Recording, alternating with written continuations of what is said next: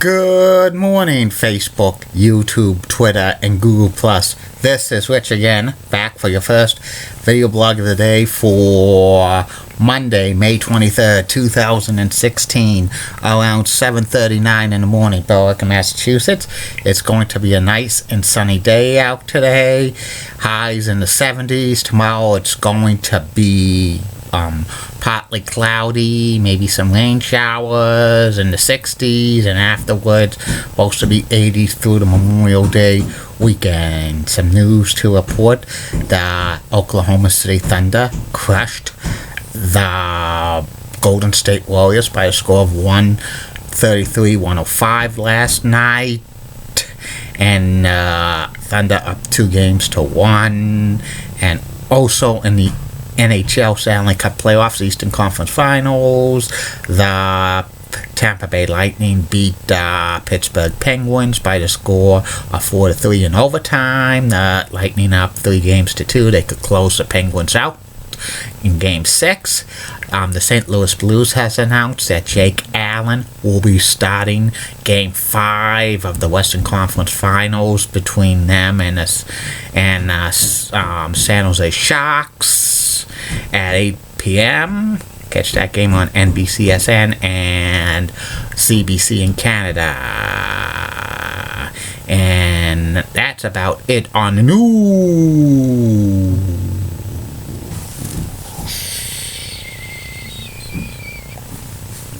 My first video blog subject of the day is about my review of starrcade 1991 WCW pay-per-view, the Battle Bowl. The Lethal Lottery took place at Norfolk, Virginia. 40 WCW wrestlers' names were put up in a hat, and there was a random draw for tag team matches.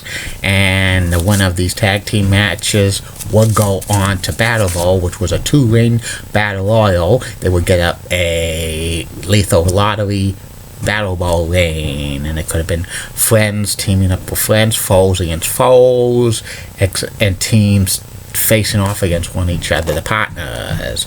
Calling the action was good old JR, Jim Ross, and Tony Schiavone. The first match was Marcus Alexander Bagwell, before he became Buff Bagwell, and Jimmy Jam Garvin of the Fabulous Freebirds facing off against Tracy Smothers of the Young Pistols and Michael P.S. Hayes. And this match was the first match for Battle Bowl in starrcade 1991. It was a decent match.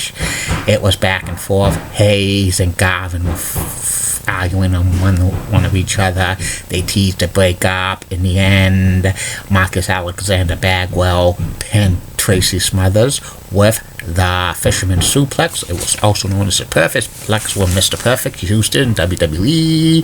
So Bagwell and Garvin go on to Battle Bowl, and afterwards Hayes and Garvin shook hands. The next match was another tag team match. It was Stunning Steve Austin and Ravishing Rick Rude, who was the United States champion at the time. They were part of the Dangerous Alliance. They faced off against Heavy Metal Van Hammer and Big Josh, who was a knockoff of Hacksaw Jim Duggan.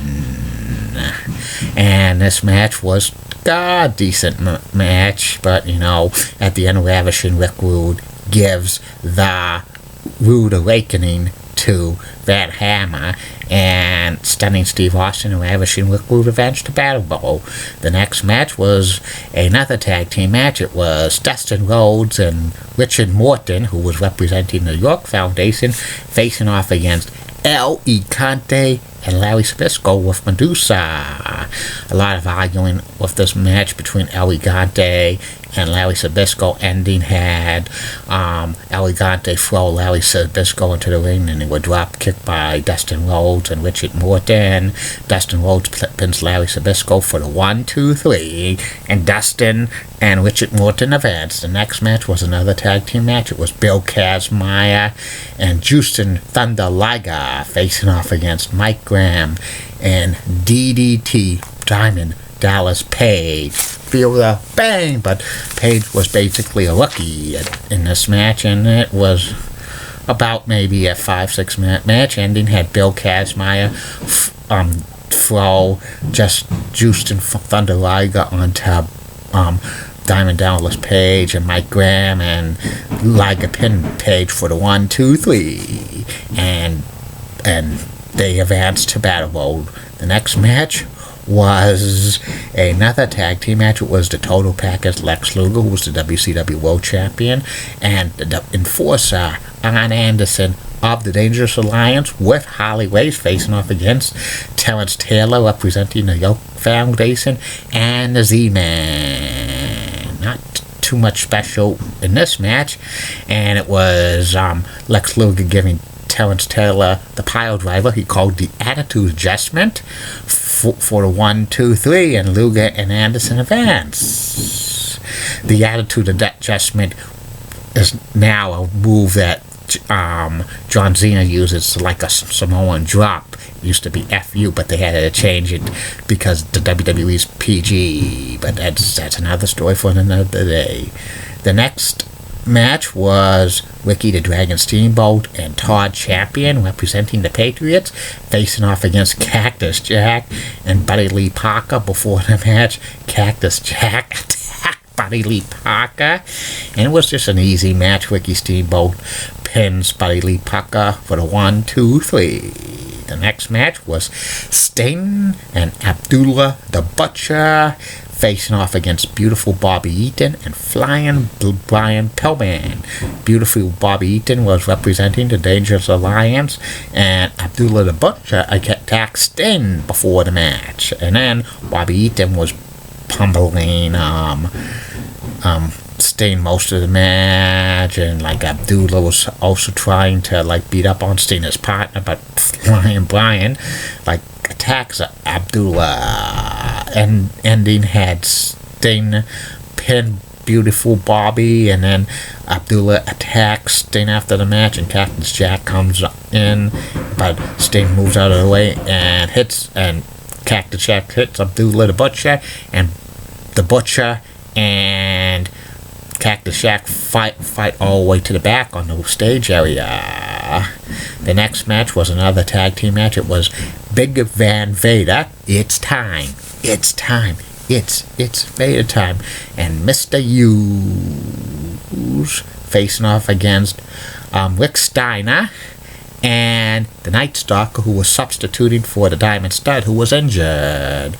And this was a bit back and forth match. Night Stalker tags in Rick Steiner inadvertently, and then Vader splashes the Night Stalker for the 1, 2, 3. So Big Van Vader and Mr. Hughes advanced. The next match was Scott Steiner and Firebreaker Chip, representing the Patriot, facing off against Johnny B. Bad and a rapper man who was under a mask that was Brad Armstrong, that kind of looked like Spider-Man. And this match was a basically typical match, random tag team match. Scott Steiner pins a rapper man after like the belly-to-belly suplex. And last of the tag team matches before Battle Bowl was Ron Simmons and Thomas Rich, representing the York Foundation, facing off against Steve Armstrong and Pia News. Steve Armstrong was representing the Young Pistols, and Ron Simmons was a House of Fire. He slammed both Steve Armstrong and Pia News, and Ron Simmons pinned Steve Armstrong for the 1, 2, 3. So Ron Simmons and Thomas Rich advanced to Battle Bowl. Ron Simmons didn't say "Darn" and then the main event was the Battle Bowl. It was the 20 wrestlers who won the tag team matches. It was 2-ring battle royal. It was if wrestlers got thrown over the top to the second ring, and then if they got thrown over the top rope, they would be eliminated. And eventually it came down to Sting and Lex Luger in the Battle Royal, and Sting throws out Luger to win Battle Bowl 1991 and get a shot at Lex Luger at Super Bowl 2. And this Starrcade pay-per-view was probably the worst one ever because of the concept of Battle Bowl. I give it an F because most of these random tag team matches were kind of pointless. The few of them had the only one that kind of meant something was like Sting and Abdullah the Butcher against Bobby Eaton and Brian Pillman, because Sting was feuding with like Abdullah the Butcher and the Dangerous Alliance during that time.